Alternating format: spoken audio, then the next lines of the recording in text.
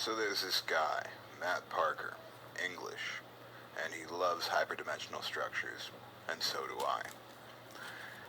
He does a thing called Standup Maths, where he does his best to expose his audience to hyperdimensional structures and demonstrates approximations in Realspace whenever possible, along with highly accessible descriptions and explanations of them. His shows are generally geared toward kids, but that just makes his content more accessible to all. Anahoo, he presented a real mind-boggling puzzle. Link in the description to his YouTube channel, Standup Maths. He asks, we can twist two parallel edges of a square of paper into a Mobius strip, but how do we then twist the remaining edges into a second Mobius loop over the first? I love squares and square hyperstructures, so this really got me, and stayed in the back of my mind. My first attempt at solving this led to a cross cap, which is what we call a Mobius strip twisted from a square, but I had no way to draw the other two edges together.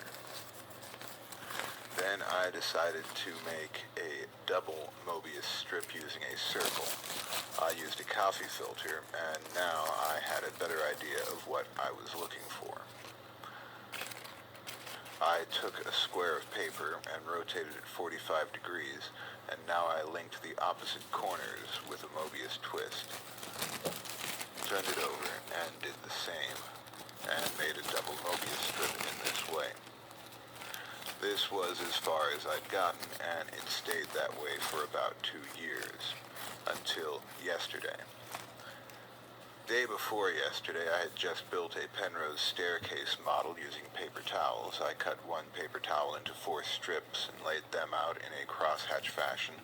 Then I cut a second paper towel in half and cut one half into 4 strips and laid them out over the first set in a crosshatch fashion. Then I cut the other half in half and cut one half into 4 strips and laid them out over the previous iterations, also in a crosshatch fashion. Then I did that again. I put it all together, poorly, using tape and glue, and I cut out the center. I was going to make a video about that, and then I was watching Sir Roger Penrose describing spinners and twisters, and I decided to try making models of these shapes, doing cutouts again using coffee filters.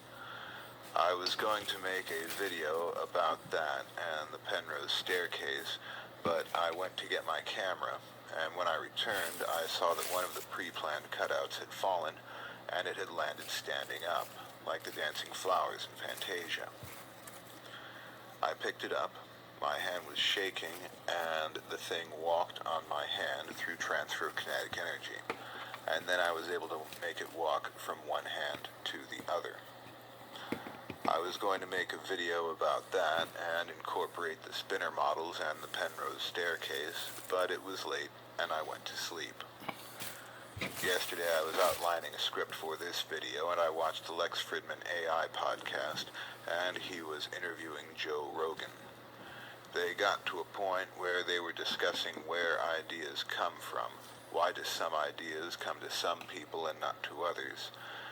I decided the reason that ideas for hyperdimensional structures tend to come to me is because I tend to think about them a lot, and I am used to picturing them and building them, while most other people are not. Then I thought back to the idea of the double cross cap, the Mobius strip folded from all edges of a square, and a new way of looking at it came to mind. The crosshatch was still in my mind from when I built the Penrose staircase, and a crosshatch crosscap was now bounding around my thoughts. I took a square of paper and cut a perpendicular slit at the end of each edge and square to each face.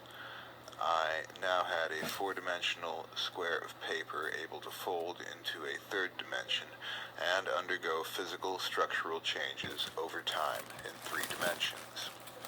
It was now a Venn diagram overlay of 4 squares, each 1/4 the size of the whole page, and each with a protruding square 1/4 their size, all arranged with a central square, all organized on a square plane, so, ostensibly, I now had 10 squares to work from in the place of 1. I took 2 of the modified ends of this page and rotated them so the protruding tab A met tab B from the opposite side.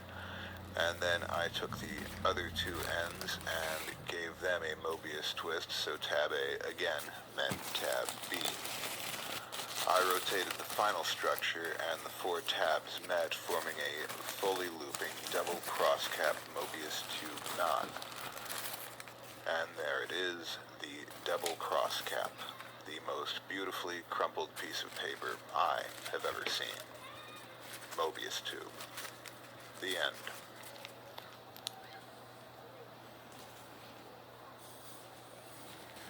So I just had a thought, what if you take a square of paper and go from the middle of each edge and do a double cross cap in that fashion, then do a Mobius twist with the corners. Let's see that.